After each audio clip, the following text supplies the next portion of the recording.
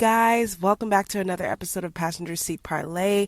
On today's episode, I am picking up my very good friend, Sean Rankin, and we are going into his 9-year background in the construction industry. Meanwhile, discussing some hot takes about this current president election. And you know we're about to unpack some trauma on the way. So hop in, grab some snacks, put on your seatbelt. You are in for a messy yet informative ride. All right, let's go. Cue the music.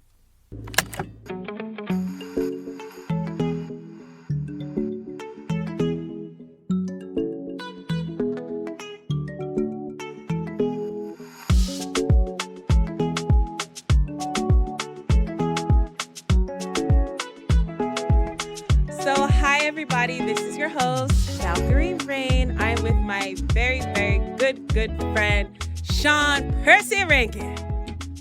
Hi. Your middle name is not Percy. It's not. It's Patrick. I know it's Patrick, but you sound like you a Percy. I just like to give you the Percy. And just, you know, it was very important that I schedule one of my first remote guest, episodes with you. Because, I started this podcast because I've had, the best conversations in people's passenger seat. And I have been in your passenger seat, and we've had, the best conversation. What? That after work tea used to be hot.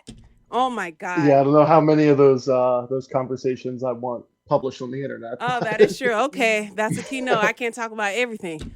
But, no, you can talk about everything. We're good. I talked about this with Hope beforehand. I was like, how much should she's like, just be yourself. I love freaking Hope. Hi, Hope. I love you. Oh my gosh. But yeah, man, and it's so crazy to see you because it's when did we meet? We met I was in my early 20s. What year? Yeah, it had to be about, I want to say I was about 21 or 22. Right. So about 10 years ago. That's crazy. So 2013, 2014. Oh, yeah. Yeah, I was 24 because we're just 2 years apart. Just a little bit. But yeah, it's so crazy to see us as grown ass adults now. You're married, you have kids, you're a dad. Yo, that shit's crazy. Tell me about it. Life is lifing. It's crazy. Now, just to give a little backstory on how me and Sean met, we both worked at this facility maintenance job called blah blah blah. Who is no longer in business, but it's not like we didn't see that coming. Are they No, out of business? They're not there anymore. I Wow. think I tried looking them up and I couldn't find them. But eventually somebody gonna see this beautiful podcast and they're gonna go ahead and try to Google some shit. So yeah, that job was crazy. That was Now put them on blast in Lake Worth, Florida. Oh, Sean said he ready. He gives no fucks. No. Love Sean. Freaking so I got that job via Craigslist. And I remember that was also the first desk job I ever had. Stress-induced job. That was one of the experiences where I learned so many microaggressions by white people. And I had every kind of white person in there. Shit was crazy. You know what? Yes. It was like being on a never-ending episode of Shameless in there. You were the lip. Sean's the lip of the office. Cool as fuck. God, literally. The veiled racism wasn't so veiled at that place. Oh my God, bro. Before I even jump into the bullshit, it was gross. It was crazy. And you know what? Even though it was what it wasn't so to the point where it was just unbearable. It was just crazy manic bullshit happening all the time. It was a company that desperately needed some professional management and human resources. Oh yeah, human resources. Oh my God. And then you know who Boba Fett would have been the human resource child. We all know who Boba Fett was. You did not just call her Boba. Yes, she was shaped like Boba Fett. I'm so sorry. Okay, so I meant Jabba the Hutt, but you guys get it. She was big, fat, sloppy, evil. You get the gist. Carry on. Every bias you can have about the lady who sits behind the front desk. Michael, get your number. She had the fucking mole, everything. Everything was there. It was just and you know what made it worse? She was just not a good person. She was like She just wasn't evil. nice. She just like, and you, It was like a really, really messed up high school there. That just yeah, it behaved was crazy. terribly, Me and had Sean were the cool stoner illegal. kids. We just get along. Oh my god. Such a crazy day. Like the front desk was an alcoholic. Oh, Accounting was cool. I could say I fucked with accounting now. And even I literally fucked with accounting, and 2 kids came out of it. that part. So foreshadow. Wait, is that foreshadowing or backshadowing? So Sean met the love of his life, mother of his children. I helped un petite with my No, nosy shenanigans. not petite. It is. I have said this many times to people you don't know. Mm. Of the people I am grateful for in my life, Valerie, you are at the very top of that list. Because if it was Aw. not for you, I would not be with my lovely wife and have my two Aw. amazing children. So Thank I you. will always owe you that debt. Oh, thank you. You know, your kids' names are the cutest names in the world.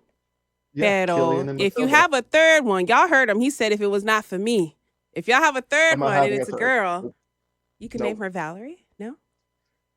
If by some unfortunate series of events I He have a said, third child, unfortunate. yeah, we'll name it Valerie. But if I have a third child, I'm Oh, going to the God. top of a bridge and Oh, my God. Don't do it. Don't do it, Lip.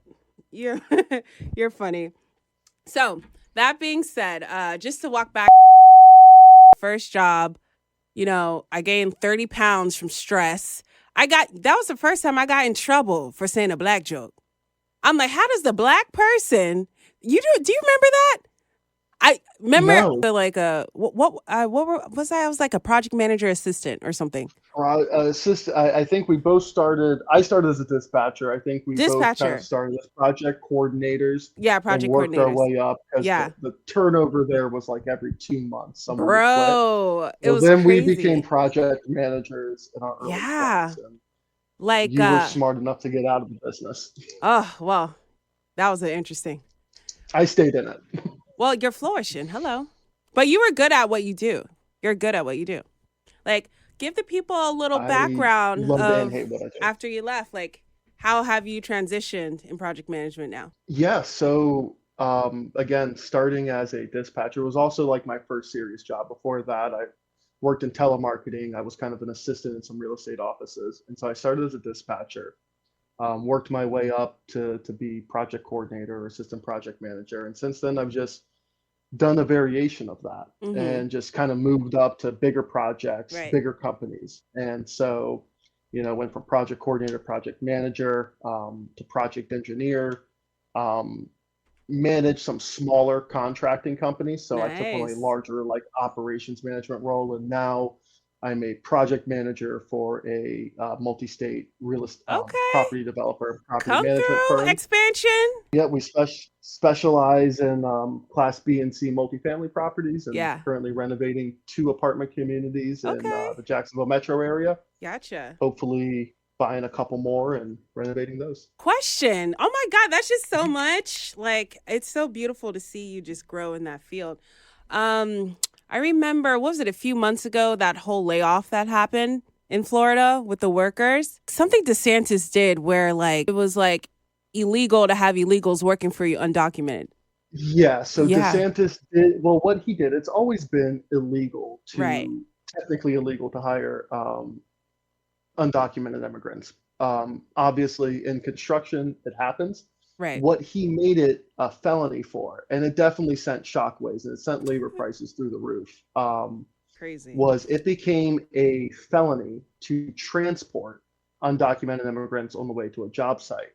Um, so it became a bigger crime. So whether I have any knowledge of the people in my vehicle being an undocumented immigrant or not, it now became a felony just to drive that car That's or manage crazy. that job site. So obviously in construction, especially in Florida, that's a huge part of our workforce here is Yeah. undocumented immigrants. And these aren't always people that just illegally cross the border, right? These could Right. be people that overstay their visas for whatever reason. Um, Yes.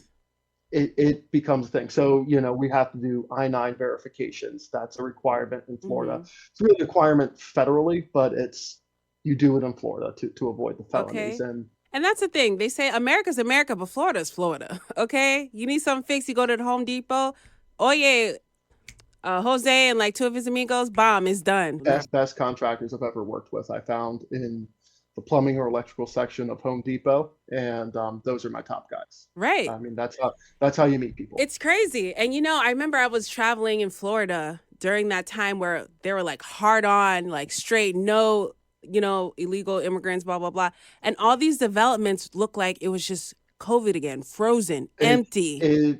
It grinded, and it's funny because during COVID, we didn't have the same shutdowns that you had in New York or that other friends I had in other states. We were quote unquote shut down for a couple of weeks. During that couple of weeks, I went to Orlando, to Disney, right? Yeah. So it never truly shut down. But yes, those changes definitely took a lot of construction projects and ground them to a halt. And it likely cost us billions of dollars in just lost time.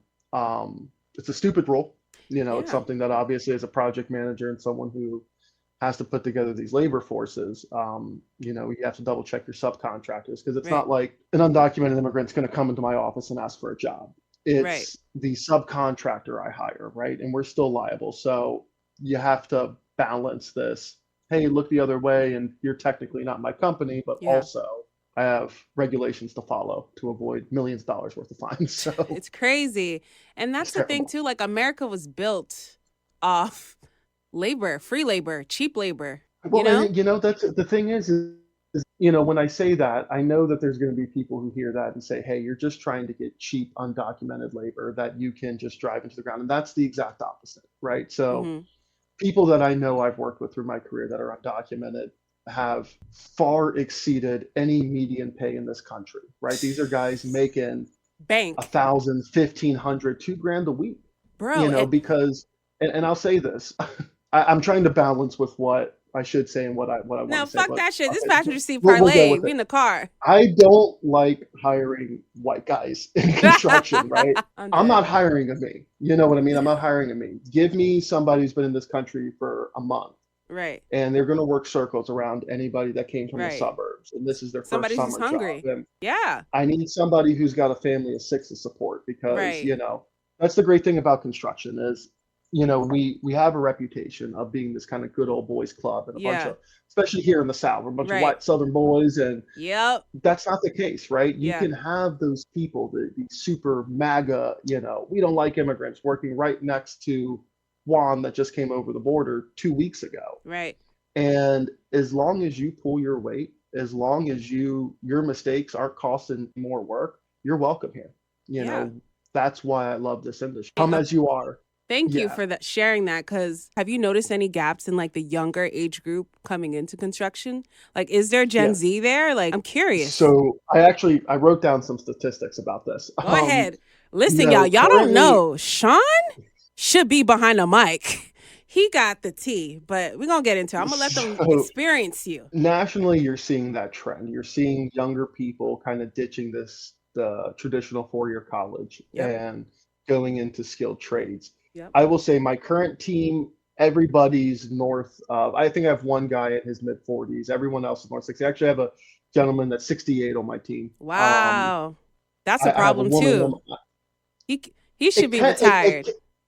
So it can be, and it's also not, because you can't, I think with the older generation, they show up, they work, right? Which I love. Yeah. I also have a woman on my team, and I have an immigrant on my team. Gotcha. So I have felons on my team. So Sean's for the people. I think you're starting to see younger people go in.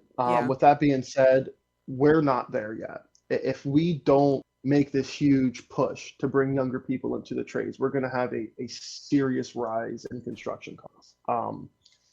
Something like 35. I can't believe you have a beard, by the way. ADHD. Go ahead, 35. Yeah, I can't go baby faced on job sites. So 35 to 40% of all journeymen and master plumbers are going to be retired over the next 10 years. Ooh. We currently have a shortfall, and this is most skilled trades. So I'm going to use plumbing as an example because it's one of my favorite trades. We have a 10 to 15% shortfall now. And then once you add a 30 to 40% decrease in labor pool, Mm. All it's going to do is drive prices up, Yep. which is great news for Gen Z and Gen Alpha who want to get into the trades, because that means your starting salaries are going to be that much higher. Mm. And even though new construction is very much dependent on the economy, right? If we're not building, we're not working. When you're in a skilled trade like plumbing, people's toilets are always going to need to be unclogged. People's lines are going to need to be synced. These are things that your average homeowner can't do, Right. right? So that's always going to be a thing. If you're an HVAC technician and you Oof. live down in the South, and you're an HVAC technician in Florida, I don't Dang. care if everyone's broke. They're going to find a way to get that air conditioned when the heat index is 110 degrees. Yeah. So, you can graduate college with, I think the average is like $35,000 worth of debt. And I think that's a BS statistic. I Right. have a wife who went to college, and, we're looking at $60,000, $70,000 worth of debt. Mm-hmm. And, your entry salary out of college is no higher than that in the trade. So the shelf life, right? So if you start in plumbing, for example, and you start at 18 years old, it's going to take about 4 to 5 years to go from apprentice to journeyman, right? So Mm-hmm. there's 3 steps in the trades, right? You have apprentice, journeyman, and master. The path from apprentice to master is about 6 to 10 years, right? So a bachelor's degree takes you 4. Right. So during that 4 years, while your counterparts are in college racking up debt, you're making money. Yeah. And the average, so in New York, obviously the salaries are higher. Your apprentice, you can make up to $50,000 a year. Facts. Your first month on the job. In the Yeah. South, it's a little bit lower, but you're still looking at 40,000. You're jumping up $15,000 to $30,000 in Mm. journeyman, and then the master, as a master plumber, master electrician, master welder, you're at 100 grand. Yeah. And you're talking about 6 to 10 years. So if you start at 18, at 28, you could easily be making $100,000 a year versus someone who graduated with a 4-year degree at 22, Right. entering the workforce at 40,000 with $50,000 worth of debt. Right. And no You experience, know, because people will not no hire you if you don't experience. have experience. No, It's and like a in waste of construction, time. if you just show up sober in construction, you're Yeah. hired. Right. That's my thing. I do not like to fire people because I've been on job sites where guys have OD'd. I've been on Yeah. job sites where people are getting hauled off to jail by their probation Oh officer. shit. So if you can show up sober and correct, you've got a job with me. And Just look. and with labor too, it's like once you get to a certain place, you can always expand. You can open up your own business. You can hire guys underneath you. It's a business. Absolutely. If you don't want to be on the field, you don't have to. I have a good buddy that's a master plumber, and he could easily go make 150, 200 grand with his level of experience. He's making far more than that, close to the high 6, low 7 figures Yeah. as a business owner. In your passenger seat, we would often talk about politics. Literally, in another life, Sean's a lawyer. In another life, in another timeline in the MCU universe. So, and it's just, when we first met back then, it was the early 20s. I was a hardcore Democrat. Because my first experiences, especially being first generation Haitian and my mother being an immigrant, she was taught that you vote Democrat, Democrats for blacks, and all this shit, yibbity yibbity. Of course, the first time I voted was for Obama, second time too. I was so ready to vote, voted Obama in 2008. The way black people celebrated Obama was it was just such a monumental moment. You just had to be there, which you were. And remember when Rightfully so. It was a big deal.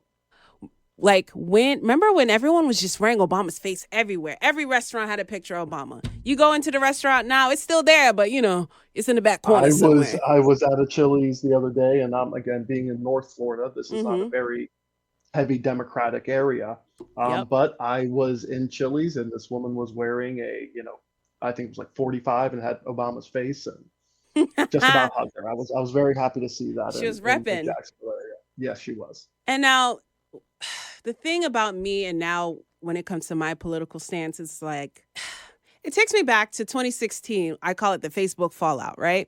Is when Trump was running and you saw that was just a sketchy place to be on Facebook. People fighting with each other and us being from Florida. Well, you're not from Florida. You're from up north. But, you have a lot. I'm from Maryland, but I've lived in most of my life in Florida. So. Right. So it's here, it's you have a lot of red, you have a lot of blue here and there. Yeah. Right. And then, I grew up in Wellington, predominantly white area. Where were you from? But you were somewhere else, Um, Rich. You were like Boca, Boca. Boca, when I moved to Florida, yes, I moved to Boca Raton. But I Yeah, would say if I'm claiming a city in South Florida, it's Boynton. Boynton. That's what I claim. Okay, Sean. He claiming Boynton. He said he don't do y'all Boca bitches. But No, no. so yeah, so growing up, we were with the creme de la creme per se, and it was crazy when I saw this 2016 Facebook fallout. Like, you know how like you remember people being assholes in high school and shit, but then you forget as you age. And then when I just saw people post and shit, I was like, that's that dash of racism I remember about you, buddy, old pal. I was like, people are It just making wasn't it a easy. dash. It was crazy. Like people were Yeah. cussing each other out in the comments. Well, I People, think that's what Trump did. And if we're going to get into that, it's on one hand, it's really sad, right? It ruined political discourse in this country where I could hmm have my views and you could have your views, and we could right. disagree on tax policy or healthcare policy and go about that. We both wanted the best for America. I think Trump brought out that I'm right, and if you don't agree with me, not only are you wrong, but you're the fucking devil. You're going against everything that I hold true. You wanna harm my family, and excuse my language, it's a bunch of bullshit. You know what I mean? There are people that care about this country from both walks of life, Yeah. and so I still try to see it that way. It's really, really hard. It's ruined a lot of friendships and Yeah. family relationships. So I think that's the saddest part It is what is. it's done to families and friendships over something that at the end of the day, it doesn't really matter. Right. We're at the end of the empire, right? We're seeing it. Everyone Right. wanted to know what's it It's like at giving the end of the Roman revelations Empire. outside. It's You're you're revelations. you're witnessing the end of one of the greatest empires in world history, and this is what's happening. It's not going to be one cataclysmic event. It's just an erosion of our values and really our discourse and how we function, and that's where we're at. And it can't Yeah. come back. It would take a miracle for it to come back, and it's not. When it comes to Trump running back in 2016 and now, to be clear, I'm no longer a Democrat. I'm still registered, but I need to unregister. I'm more so independent now because, like, kind of going back to what I was saying, like, we're taught Democrat is for us, me, a woman of color, right? And when I look at the policy, but the way I was raised in my household, my mother had a lot of conservative views. So ideally, if you write down the things she believed in, she would be a Republican. Versus, she's A not lot of liberal. immigrant communities have that sort of that Misunderstanding. contrast, right? Where they're going to vote Democrat because that's, Democrats are for equality, but they have a lot of traditional values, right? And Right. and you see this, but I think you're starting to see that go away, right? So you're seeing that in Right. South Florida, where areas like Miami-Dade they're in play for Republicans, Well, and you have also, you have a lot of New Yorkers living in Miami. You have a lot of people who aren't of color. But in general, I feel like people of color have now woke up and realized that, oh, Democrat isn't for us. Republican not isn't for necessarily. us. I think I Government think I isn't for think you have us. to look at the individual person. There are going to be Democrats who, and Demo, I'm still very much a Democrat, and A I'll happily say that. I mean, I have some conservative views and some conservative policies that I support, but in general, I would still identify as a Democrat because what's most important to me, Democrats tend to, or at least say they fight for. right. But I think it's easy for me to say that as a white guy, right? hmm My vote's never been exploited, right? And I Right. think Democrats are now realizing that, hey, we're not just entitled to the black vote or to the immigrant vote or to the woman vote, right? We Right. have to earn that. You have And to so earn that what are shit. we Yeah. doing? What are we doing for the black Explain community? What are we doing yourself. for the immigrant community? Yeah. Why are So it's no we? longer that you're not given that vote anymore. And That's exactly how it should be. You have to earn the vote. right. Even with Kamala Harris, like a lot of issues that Tread I lightly. have I with love this her. woman. Huh? I'm sorry. I said tread lightly. I love this woman. Oh, you love her? No, I'm gonna keep it real with you. Like Go ahead, Kamala, go ahead. like the only thing with Kamala is, I mean, I try not to be too much into politics. This ain't my zhuzh. The thing with Kamala is, I want answers. I would like a sit down, Mhm. and she still has time, and that's why I'm like, I'm gonna wait and see how this rocks. Not Like, and not really much, and just connect. She don't have much time, but she she could doesn't. do a I press think conference. people are a little unfair in saying that we don't know what you stand for, Kamala, right? She was a senator, Right. She was a district attorney. Her views have been out there for a very, very long time. And I think the reason I'm so infatuated with her, and I said this when it was pretty evident that Joe Biden was going to drop out, was Ugh, that was am a I going to mess. get Vice President Harris or am I getting Senator Harris? And that was my Mm, question, right? If you come out as Joe Biden's number two, I'm not interested.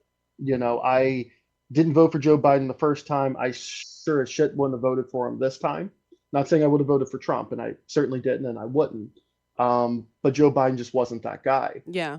Um, but I wasn't interested in his number two. But Senator Harris, I'm very interested in that. Her questioning when she was on the Senate Judiciary Committee, she had some of the most. She was a prosecutor, I and want that them to came out. debate so bad. Like, They're debating in September. It's going to they be announced Trump, that? Kamala. Oh, Yep, they I'm agreed for ready. one debate. Trump's trying to go for more, but Kamala's saying, "Well, let's get the first debate out of the way and see if you're actually interested." Because Oh, okay. yeah, Okay. He so want it'll the be smoke. interesting to see. I'm ready. Yep, and I and love there's a I VP love debate Trump's in debates. I can tell you that. That man funny. He He's is funny. the funniest president we've ever had, for sure. That's why America He can't handle is it. We're hilarious. used to a certain structure and, je ne sais quoi of what a president should be. I mean, we went Mhm. from smooth ass Obama to this out The of most left charismatic field, president we've ever say had. what the fuck I want. This is America. Grab her by the pussy. Yeah. You And know? I don't think that's a great thing. I think it's great that he's honest because you know where he's at, right? There's no bullshit Mm-hmm. with him. But Straightforward. um, He does to talk around me, shit. uh, again, most people, the president typically isn't affecting your day-to-day life. Right. And um, so I think that the biggest role of a president is, keep us out of war, deal with any national emergencies, but, you know, set an example, Yeah. set something that we as Americans can get behind. And I think that's what Obama did very, very well, right? We were facing an economic disaster, Yeah. and he came out as this calm and cool and collected person who was able to, try to fix healthcare and try to fix the economy. Yeah. Um, and I think with Trump, he just doesn't set that example. And that's my biggest concern with him. I don't think he was the worst president policy wise that we ever had. I don't think it's even close, but example wise, he's one of the worst. Well, Um, let me ask you a I don't want my question. kids to look at that. Oh, well, yeah.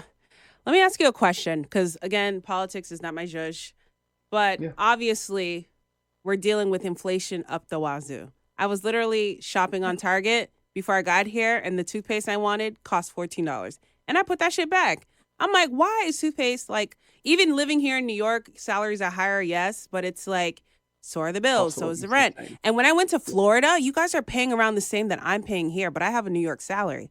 And I was just, Well, you're talking about South Florida, so South that's very Florida, that different. part. So for clarity, we just moved from South Florida to the Jacksonville area for that reason. My Mm-hmm. rent for a small two-bedroom apartment. Of course, we had just had Matilda, so now we Yeah. have two kids.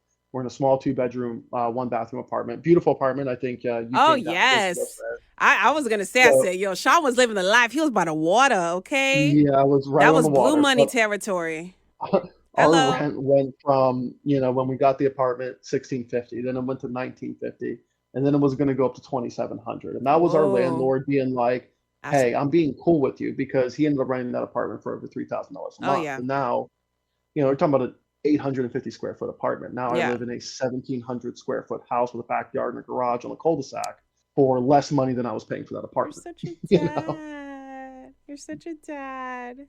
Oh yeah, mowing my lawn and grilling meat, Oh, my God. You said grilling meat, friend. grilling You meat, going mudding this weekend? smoking brisket. All right. Look at you. Oh, my God, Sean.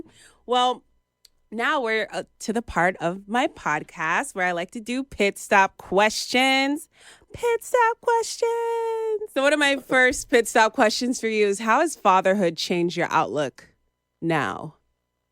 Oh, a complete 180. Mm-hmm. And I think you'll remember this. Before fatherhood, I was very much an atheist. I was someone that didn't Oh, believe in any God yeah. or any higher power. And then the moment I held my son, my firstborn, that all kind of changed, right? Because it gives you, okay, this didn't just happen by chance, right? This was intended. And what it did for me, and I'll be pretty open about this. Before kids, I had my battle with drugs, right? And it was pills. And, I would go back and forth. And I was never a junkie, right? I always kept a career. And that's kind of what scared the people around me is I was just not going to wake up one day. I was never going to lose my career, my home, my money.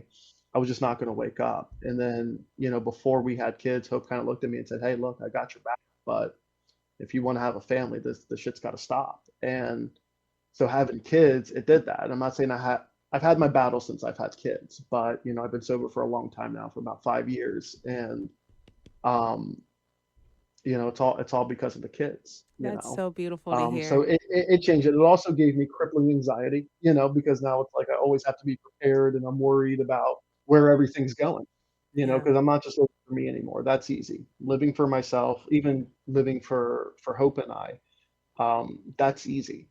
Our needs aren't as high, but wanting to give our kids a better life than we had makes you double down. So it made me work harder and get my head straight. So it in a lot of ways, it saved my life. Oh, that is so beautiful. I forgot all these things about you. And you Yeah. know what's crazy? You opening up about that. I'm like, I was around you during that era and I never knew you were so functional. I A had lot it, of people didn't yeah, know. like, A lot of people didn't know. Because again, I wasn't some junkie on the side of the yeah, road who was like, I need money. I had a career. In a lot of ways, functional as the fuck. drugs helped. The drugs helped mask the things that would have held me back from my career. So, these anxieties and depressions, the Yeah, drugs helped mask of them and course. helped me go to work. And obviously in hindsight, it actually made it so much worse because, when you have drugs and you're dosing right, it's great. I was able to get at them and could talk a Yeah, bunch of shit and get about my day. But when you don't have drugs, it really, it really fucks with sucks. you. Yeah, I It remember. sucks. And also, we worked at a very stressful job that would Mhm. induce certain behaviors like that. Oh yeah. So I remember one day we were driving home from like work or whatever. And it was like a weekend.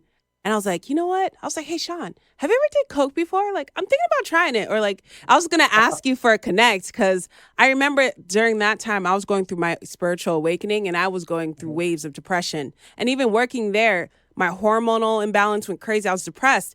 And then you were just like, this is the first time you went from chill, Sean, to no, Val, don't fucking do that shit. Like, you don't want to fucking do that shit. Like, you were just like dad mode. Like, and I was just like, Yeah. all right, damn. Like, Meanwhile, during that time, I was busting rails on the weekend and doing, I was keeping the Sinaloa cartel in business. Look, you can't unpack that box once you open it. And if it's not something you feel you need, then why go for it? And that's marijuana, which I think most people have probably benefited by. yeah, But the harder drugs, cocaine and yeah, Molly I'm and sticking to pills, the earth. I'm sorry. there's very, very few good things that come from cocaine. And I have And had some of the yeah, best times of my life on it, but I've also had the worst times of my life on the cocaine. name the drug, right? It's all of Oh, them. God.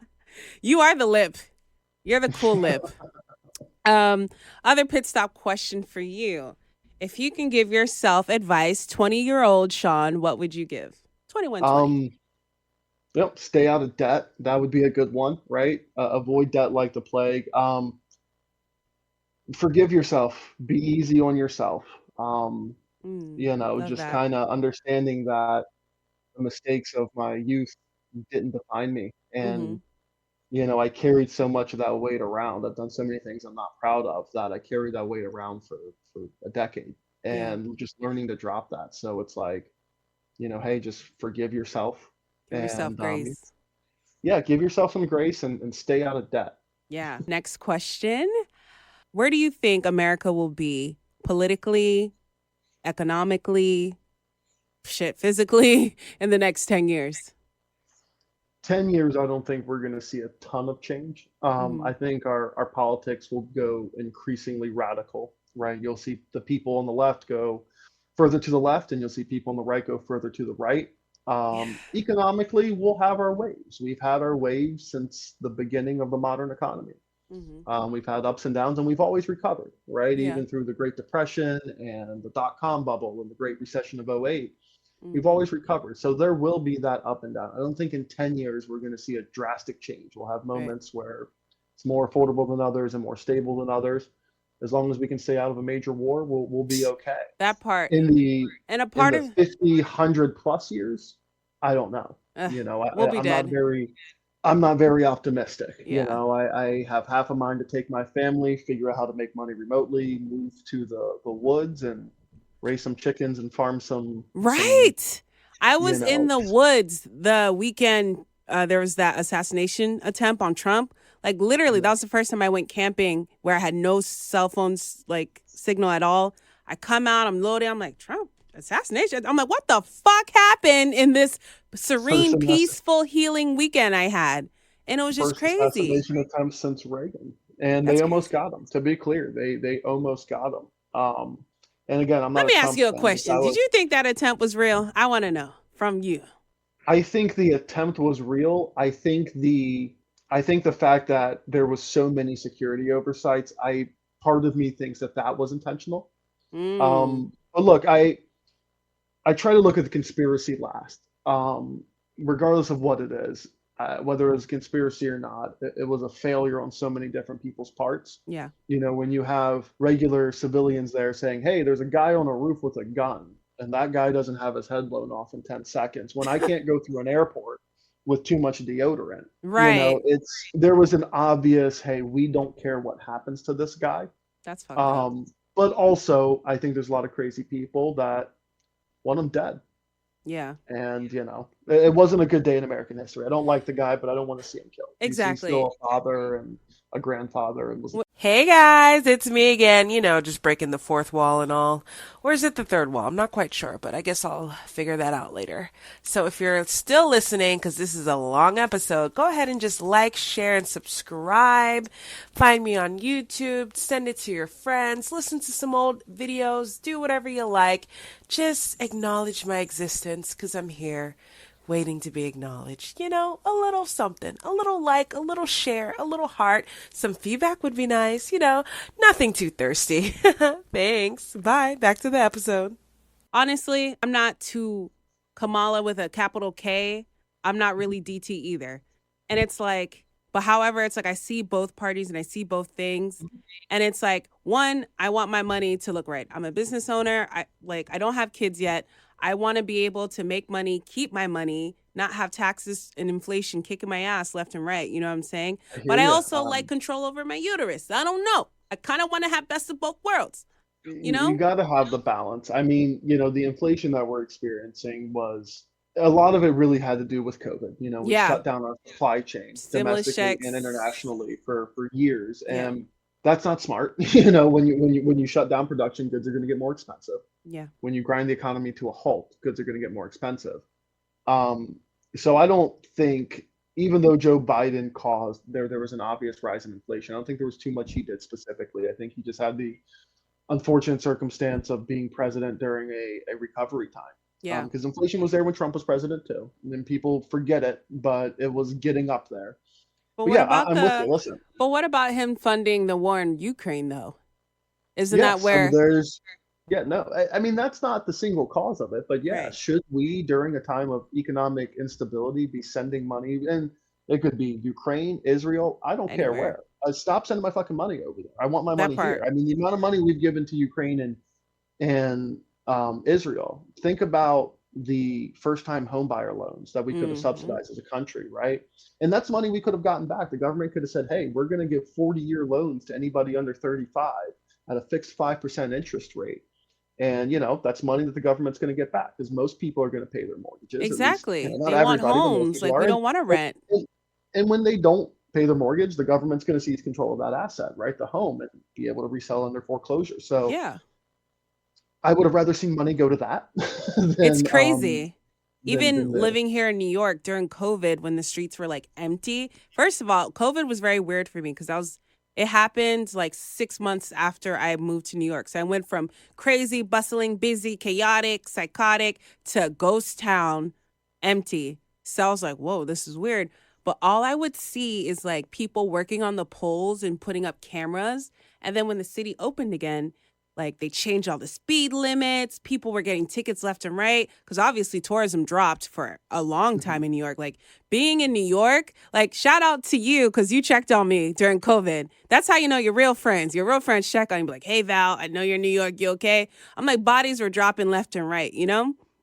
And I'm like, New York has a lot of money that they need to make up, right? So it's like, since COVID, they've been catching up with these tickets, like all the tolls went up. And even when I did my taxes this year, New York State had the audacity to tell me that I owe them money. I'm like, ma'am, New York's Lady Liberty. Am I Yeah. not the one So paying $6 to go up and down your dusty I ass city to make we some were money? we were texting about this before the podcast was, I really, really would love to move out of Florida. I hate the heat, Yeah, so working construction in Florida during the summer kind of sucks. sucks. You got a heat index of 110 degrees. Hmm. Um, but everywhere where the weather is where I would like, you guys pay too much taxes. I mean, in Florida, the Yeah, great thing we have here is we have 0% income tax. So yeah, every dollar that the federal government doesn't take from me goes into my pocket. And the cost of living, at least in North Florida, isn't bad compared to our salaries, yeah, right? Hope and I do very, very well. And I mean, at the end of the day, you can still get a good house here for around $300,000. That's not true in Metro Chicago or Metro New York or yeah. even in parts like Ann Arbor, Michigan and Naperville, Illinois, And Minneapolis, right? yeah, and that's what my younger brother tells me all the time. He's like, Val, just get out of New York, you get your house, da, da, da. But I'm like, you know what I love about New York, and I will continue to pay my money, is the fucking culture. It's the You culture. need to, Valerie, you need to be in New York. That That's you my were meant for energy. that city. And I think we talked about this when we were younger. Like that's Yeah. where you need to go. You need to be in New York and you need to have a podcast. Thank you. And so I'm I super appreciate proud it. that you've thrived in all of it. I'm Thank you, man. It took a really while. can't tell you how proud I am of you. Thank you. Don't make me cry. I'm on camera. But no, thank you so much. Because you know what, too? You were like the first white boy I met in Florida. And mind you, I grew up here who wasn't weird. Like, you were never on that weird white boy shit where, like, because I would have a lot of white men befriend me. And they would feel so comfortable to say the N-word around me. And maybe it was just the vibe I was giving off. It was like they were trying to be black, and like having me around was like a proximity of There blackness. were white people that never were around black folk in their life, right? So you're Yeah, in Wellington, they never had that. they So never had that. So they thought I was like the most. And I'm like, we grew up together. Like, I listened to Avril. I wasn't even allowed to listen to black music growing up, black American music. Only Disney and church music. Like, I am not the girl right. you're looking for. I'm so sorry. And I remember you being from up north, you had such a complex person. Maybe it's because it's you, but you had such a complex personality and you're just different. And like, you were like an open and free thinker. I'm like, wow, like there's more people like him. I'm like, maybe I should get out of Florida. And I started looking at Florida different because I noticed like I would befriend a lot of New Yorkers or people who were just from up east. And I was just like, you know what?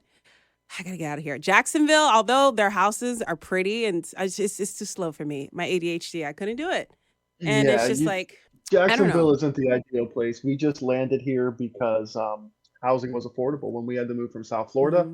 Hmm. Hope at the time was working remotely. She's an accountant, so the job market's good in just about every major city. So I Yeah. had to pull up a map and say, New York where is is really housing good too. affordable and where are the it's great. Listen, Hope and I would, between the two of us, would probably make close to 300 grand a year Oh yeah. in New York, doing what we do. New York's the number one city for salary in construction, Yeah. and she can go work at a big accounting firm or any big company in New Yeah. York, but it still doesn't match up with the cost of living. Yeah. And so with Jacksonville, hey, our salaries are pretty good.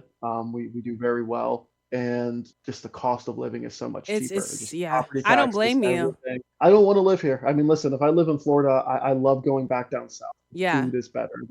The culture. I mean, there are a lot of fucking white people in Jacksonville now, and the food is terrible because Oh, of they it. got no You know, seasoning, no adobo. it is so bad. Do they It's have so Mexican food up there? I know they we got do. Look, Mexican. so I live in a city outside of Jacksonville called Orange Park, and Orange Park sound we, hood. I wouldn't say it's hood, but it's not definitely not bougie, and we do have an immigrant community here. Okay. And but if you go 15 miles west, you're in MAGA territory. So I don't live in Duval County, which is Jacksonville. Hey, Duval, I heard of that. I live in a county called Clay County, which is like the third most conservative county in all of Florida. So even though Damn. I'm in Orange Park, which is a couple of miles from Jacksonville, we go all the way 30, 40 miles west. You're in real Florida. Mm. You're You're in in Florida. the rest of Florida. You don't want to go there. Right. That's what I'm And saying. There's two parts of Florida. There's the tip yeah, of Florida. The tip of Florida, there's that's the South cool. Florida, And then there's there's Florida. the coast and everything else, right? You have the coasts, Orlando, and then everything else is the rest of Florida. And that's true Florida. And there is a beauty to that, right? Yeah. There is this southern kind of hospitality, there is the southern culture, but with that comes all of the bad things of being in the Yeah. South, right? And whether that be social things like racism and hostility towards immigrant or just really shitty food, you Yeah. know. Damn. But It's a a great culture cost of shock. living and no taxes. I don't blame you. And I don't even want to say like, because you know what it is with the MAGA thing? Because we're from Palm Beach, right? Mhm. Back in the day before Trump even ran, Palm Beach would only mention him. Oh, Celebrity Apprentice star Donald Trump has a house in Key Largo. That was the only thing they would tell you on the Diva Duck, right? And And now Mar-a-Lago, yeah. Now it's like, and then we're not even going to tap into the Jay Epstein thing. We're going to save that for another episode. But I actually have a friend whose friend was trying to get her ass to the club to be part. I was like, ugh, that's another So tea. it's it was- another tea, but one of the guys that got caught up in the Epstein drama was a guy who owned a modeling agency, MC Squared. My high school girlfriend worked for that modeling agency. Yeah. I remember sis. She came right into my third eye. Dark hair, Yeah. long, skinny. Yep, Asian. Yeah. So I don't remember anything crazy. I went with her on a lot of the modeling gigs, but yeah, Forgot about that guy that. got caught up in the Epstein thing, and it was very, very blatant. Crazy. Palm Beach is so shady. It's It like is. when that It's came also out, one of the greatest places on the it planet is too. too, and it's a great place to raise children too. I will say, like, No, it's a terrible place to raise what? kids. Palm Beach? The only thing valued in Palm Beach is status and money. You don't want to raise your kids around that. You know, the one thing I like about North Florida, living on this cul-de-sac, is it's a good place to raise kids. That's what I'm saying. Like Florida Great compared to New schools and- York, I'd rather raise my kid in Florida with a cul-de-sac, a driveway, a backyard. Yeah. I'll carpool. Like I'm not gonna Listen. be a stroller mommy in the subway. I can't. My I could boyfriend never thinks live differently. in New York. I'm like, I I could don't never know. live in New York. Hope would thrive in New York, right? You could place her in Midtown Manhattan and she'd be, Oh, she'd be happy as a banking. pig in shit. And me, I want to move to Alaska. I want to move to the Alaska? middle. I have a wanna move to the listener middle of the nowhere. podcast who's from Alaska. I don't know who you are, but if you're watching, thank you. But yeah, Yeah, Alaska. Alaska, just anywhere, right? So I need upper to be a little bit Michigan, closer because Minnesota, Alaska's Wisconsin, hard. but it's nice. Question. It's I have expensive. one last pit stop question for you. Yeah. If you had to or could, what country would you uplift and uproot your family to outside of the U.S.? So if I could assume that I could conquer any language barrier, Which you can. probably Spain or Italy, right? Those are the first two that jump out at me, just because of the culture, again, the food, the kind of family values that are stuck there. Obviously, being an English speaker, and I don't think I'd be able to overcome a huge language barrier. England, Ireland, place like that. Okay. Hope Back says, to your roots. Hope has traveled.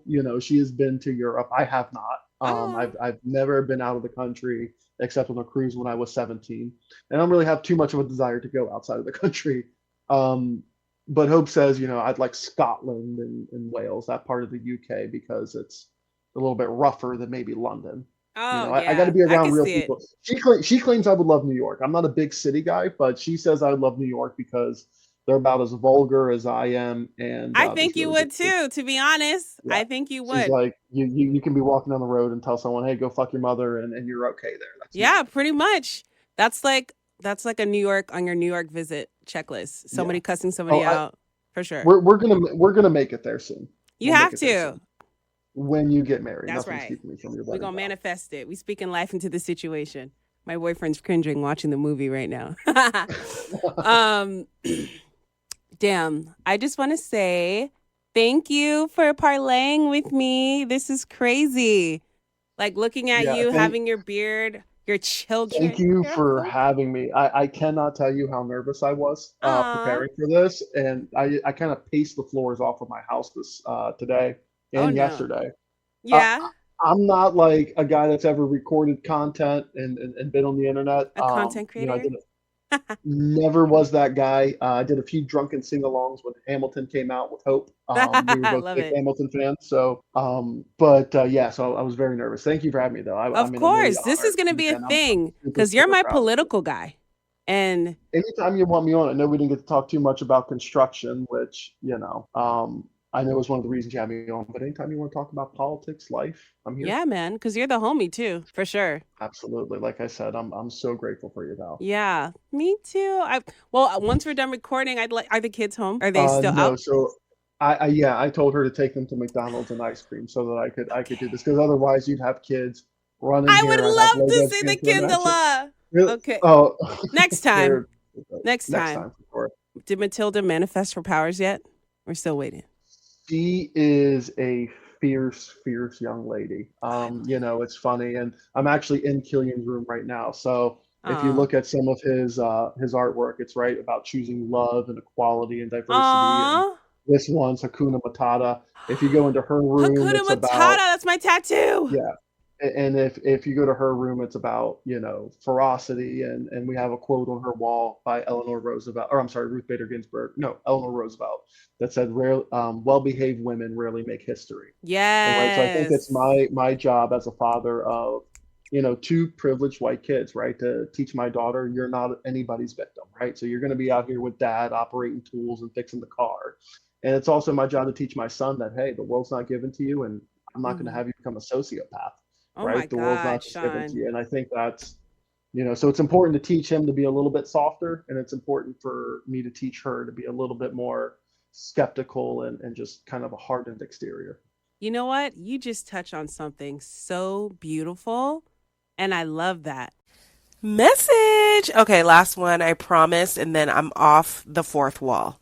Now, I really resonated with what Sean said regarding how he raises his children because I too feel like, especially within our community and when it comes to our black boys, we have a whole generation that was raised off of not showing emotions, not showing their soft side. So we have a whole generation of black men who feel that they could never be vulnerable. So I really resonated with his ideology of teaching his son to be vulnerable and also teaching his daughter that she's more than just a pretty face. Because in our community and just in women in general, I feel like that's the new thing.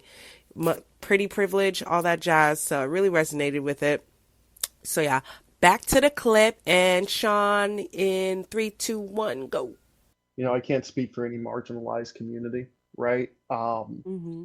But I think obviously there are different challenges there that require a different culture. Different So I approach. can speak for Hmm. myself, having grown up in suburban white America and raising kids in that. Again, I don't want my kid to be soft, right? I don't want my Right. son to be soft and useless, right? But I also need to make sure that he understands, hey, the world's going to look at you and you're going to have it a bit easier. So I need you to understand that Hmm.